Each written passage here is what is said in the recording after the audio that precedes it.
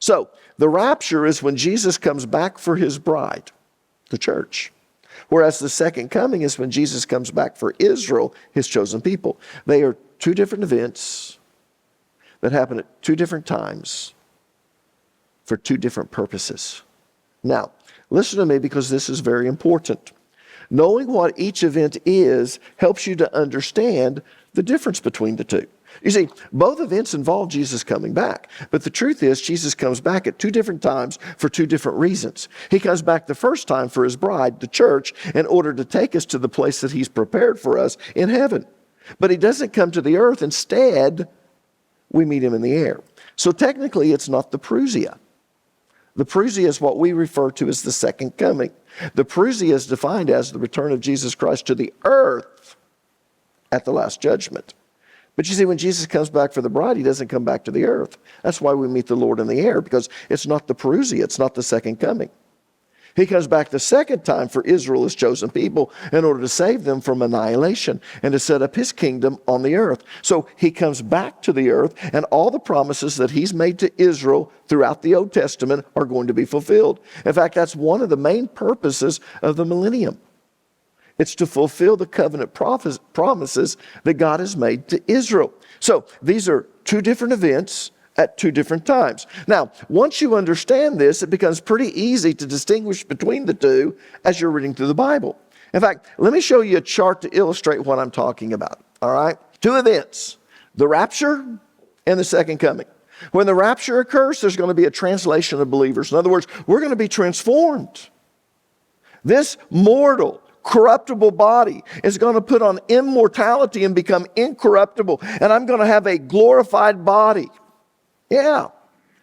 But at the parousia, when Jesus comes back to the earth, no translation is involved. No one's transformed. When the rapture occurs, the saints go to heaven. When the second coming takes place, the saints return to the earth. When the rapture occurs, the earth is not judged. When the second coming occurs, the earth is judged. The rapture is imminent. That means it could happen at any time. There is no prophetical event that must take place in order for the rapture to occur. It could happen right now while I'm preaching. That's what we mean by imminent. The second coming is not imminent. Certain things have to take place before Jesus returns. The rapture affects only believers. The second coming affects everyone on the earth. The rapture occurs before the day of wrath. The second coming concludes the day of wrath. When the rapture occurs, there's no reference to Satan. When Jesus comes back, Satan is bound in a bottomless pit for 1,000 years. When the rapture occurs, he comes in the air, so it's not the parousia. When Jesus comes back, he comes to the earth. When the rapture occurs, he comes for his bride. When the second coming takes place, the bride comes with him to the earth. When the rapture occurs, no one sees him, only the saints.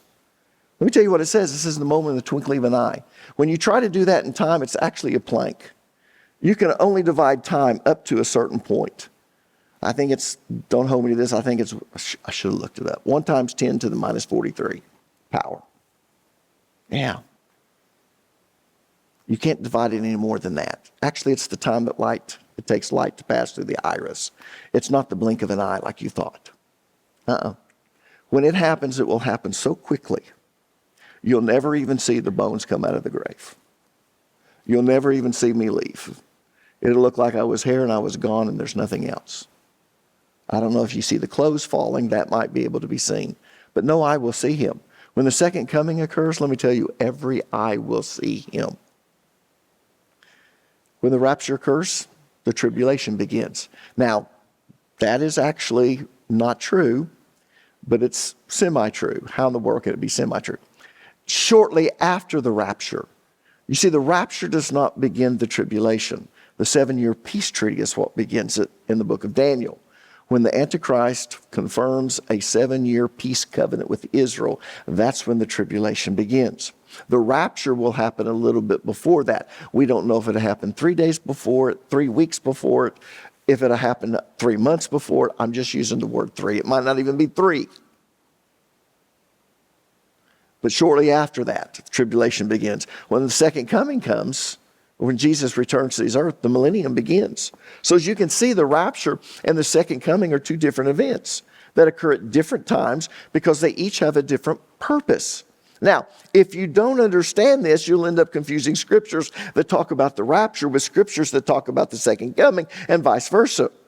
Or you'll think that they all refer to the same thing, which is really confusing because those verses will seem to contradict each other. In fact, they won't just seem to contradict each other, they will contradict each other. But that's only because you've mixed them together because you think that they're all referring to the very same thing, but they don't. Some refer to the rapture and some refer to the second coming. Now, believe it or not, it really isn't that difficult to determine whether a prophetic passage of Scripture is referring to the rapture or whether it's referring to the second coming, as long as you pay attention to the details. People, it's all in the details. In fact, let me give you a list of scriptures that refer to the rapture, and then I'll give you a list of scriptures that refer to the second coming, and you can look them up later. There's a reason why we come in and we video this sermon. The reason we do that is because you can go back later and you can watch all the way through or even scroll all the way through till you get to this point. Then you can put it on pause and you can write all of these scriptures down. I guess there's no reason to do that. You can take your phone and you can take a picture. And then you can study all these scriptures. So I'm not going to take time to go through them. I just want you to look at the list. All right? But I want you to notice as you go through this list on your own time that it's really easy to see which ones refer to the rapture and which ones refer to the second coming. So here's a list of scriptures that refer to each one. In the rapture, John chapter 14, verses 1 through 3. 1 Corinthians 15, 1 through 53. 1 Thessalonians chapter 4, verses 13 through 18. Romans chapter 8, verse number 19. 1 Corinthians chapter 1, verses 7 through 8. And you can go right down the list.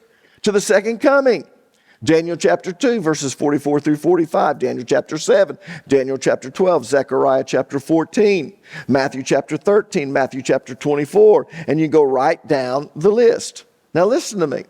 If you mingle these scriptures together as if they refer to the very same event, they will contradict each other. Yeah.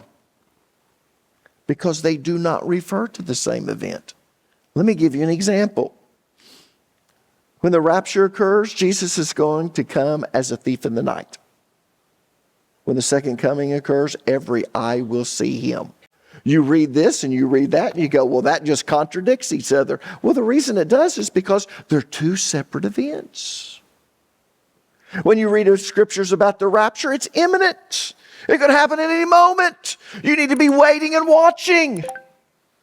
When you read about the second coming, it won't happen until these things take place. So these scriptures will seem to contradict each other if you mix them together. But when you understand the difference, it makes all the sense in the world.